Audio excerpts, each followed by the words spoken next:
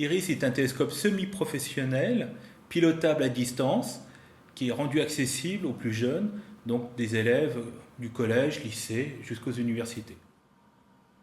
Alors l'historique d'IRIS est né de la volonté de plusieurs laboratoires, plutôt situés dans le sud de la France, de donner accès à des écoles ou même des universités à un télescope semi-professionnel. Donc il s'agit d'un télescope de taille relativement acceptable, d'environ 50 cm de diamètre.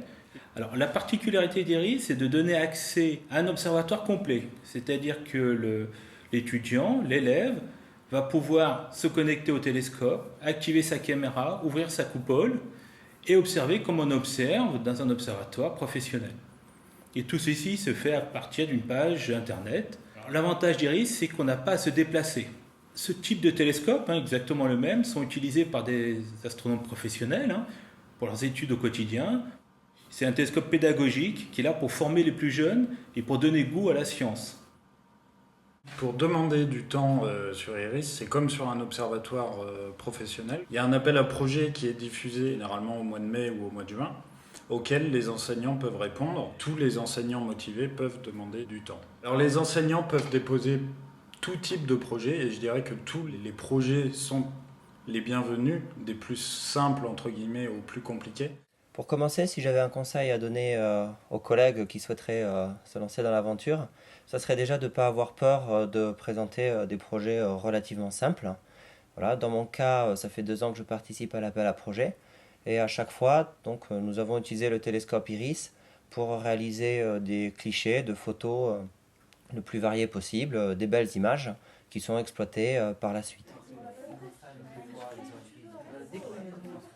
Le projet sur lequel j'ai travaillé déjà s'inscrit dans le cadre de la réforme des programmes en sciences physiques, puisque à partir de maintenant, dans le cycle 4, on a une large part du programme à consacrer à l'astronomie. Donc on doit travailler sur la structure de l'univers, sur l'évolution de l'univers. On peut en plus y rattacher beaucoup de notions, les forces, la gravité sur les atomes. Donc nous, ici, notre objectif sera donc de réaliser avec le télescope tout un panel de photos variées, en prenant soin de prendre des galaxies, des nébuleuses, des amas d'étoiles. Donc par la suite, ces photos seront traitées et on utilisera tout cela donc, dans des activités en astronomie et pour construire le cours avec les élèves. Je pense que c'est quand même beaucoup plus motivant pour les élèves de travailler à partir de photos qu'ils ont réalisées eux-mêmes plutôt que de travailler à partir de photos qui seraient sorties de n'importe où. Alors lors de la première soirée d'observation, on était quand même assez intimidés. Je pense que ça soit moi ou les élèves. Alors même si on s'est entraîné sur le simulateur, bon, on craint toujours de faire une fausse manipulation, d'avoir rencontré un problème.